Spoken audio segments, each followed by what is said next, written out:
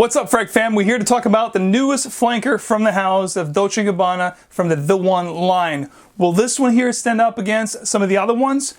Let's find out.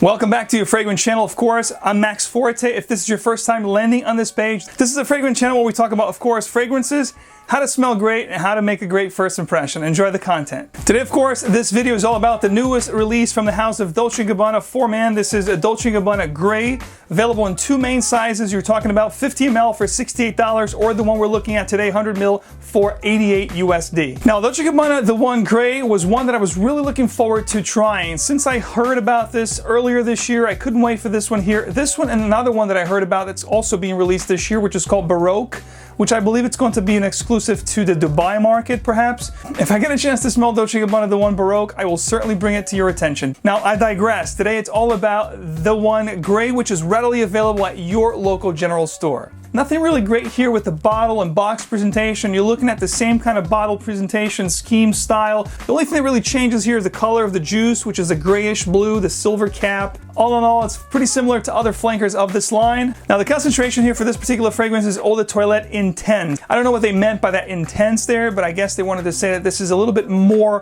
concentrated than your Eau de Toilette, but not as much as the Eau de Parfum. Let's see about that. As far as the nose or perfumer behind this particular fragrance, I could not find. If you know, please be kind enough to drop it below. Dolce&Gabbana Gray opens up with this mix of a grapefruit, which is fruity and citrus, really uplifting, but also has this undertone of an herbal green kind of a nuance that you get with basil mixed in with clary sage, which is quite prominent with this fragrance.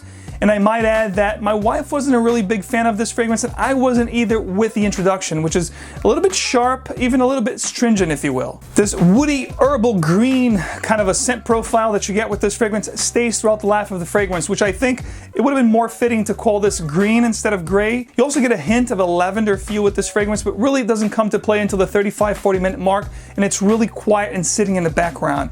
Also, you do get a little bit of a tobacco kind of an undertone, which is sort of like what you get with that original scent profile of the original The One, but it's also very quiet and sitting in the background, really poking its face here and there throughout the life of the fragrance, but again, very subdued tobacco, very subdued lavender. The most prominent notes with this one are definitely going to be the grapefruit up top, surrounded by green herbal undertone with the clary sage and the basil. Then you're going to get this vetiver that's a little bit stringent, not really smooth, but then things will calm down a little bit after the 35-40 minute mark with that tobacco that's smoothed out with that lavender, but again, sitting really in the back with that scent profile from the original The One.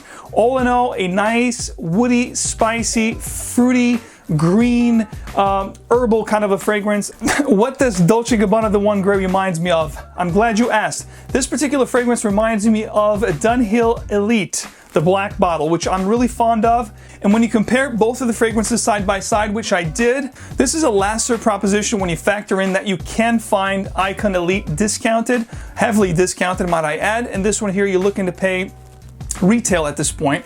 I would say get your nose on it, see if you really like it. As far as, you know, paying retail for this one, I wouldn't do it again. I think it's an okay scent. When it comes to all the different The One flankers, this is definitely one that will pale against the other.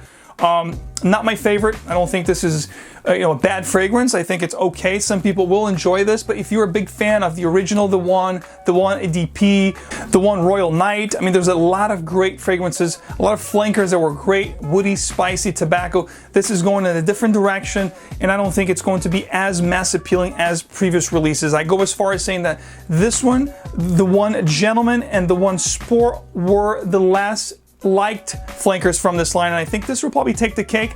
And I will also go as far as saying that if you're patient, within the next 4 to 5, maybe 6 months, you will start seeing this particular fragrance popping at your discounters, maybe even sooner. Performance was not actually great either. You're talking about 5+ hours, and I'm being very generous here as far as longevity. Projection was very good for the first hour, then it sat really close to my skin. When it came to sillage, it was really moderate to weak. I mean, people really had to get close to me to actually smell the scent. I can see this fragrance really a great scent for the office, something to wear casually, hanging out, but I'd say really wait for it to be discounted. I wouldn't pay, retail for this fragrance, if you're looking for a great casual scent, a great work scent, there are a ton of great alternatives that I would pick out first before looking at this one. As far as seasons, I think this is definitely good for spring and summer due to its green and fruity nature.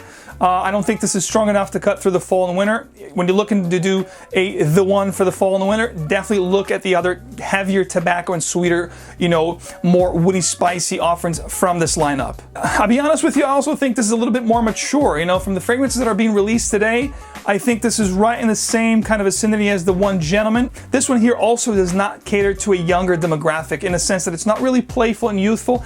With that vetiver, with that stringent herbal green, woody undertone, I think it really leans more toward masculine, mature audience. My final thoughts on Grey from Dolce&Gabbana. It's an okay release. It's a nice, pleasant scent.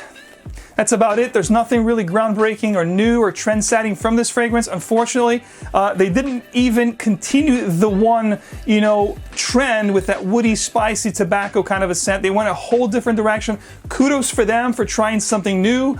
But I think, I expect a little more from this particular fragrance. I actually was really looking forward to this one. Hopefully, Baroque will be a home run, but I have to say, and it's sad to say that this was not a home run in my opinion. Now, again, this is only my opinion, guys. Let me know if you have tried this at your local general store. Please comment down below. Let's start a little conversation. Also, while you're at it, please let me know what is your favorite Dolce&Gabbana fragrance overall, and from the one lineup, which one is your favorite? Ladies and gentlemen, thank you so much for watching. Thank you for your support. If you do like the channel, I kindly ask you to please like, share, and subscribe. Your support is a key component to keep the channel going. If you like the channel, why not share your support? After all, it's free. And also, please don't forget to enable your YouTube notifications so you guys always get first dibs on new releases like this, fragrance reviews, fragrance news, giveaways, anything and everything fragrance that happens on this channel straight into your feed. My goal in bringing fragrance reviews like these, of course, is to share my love and taste for fragrances. And of course, it's an attempt to help you guys make an educated and well thought out decision before pulling the trigger. Thank you so much for watching. As always, stay fragrant, keep on spraying, and remember, it's not just what you spray, but it's also how you play. I'll catch you guys in the next one.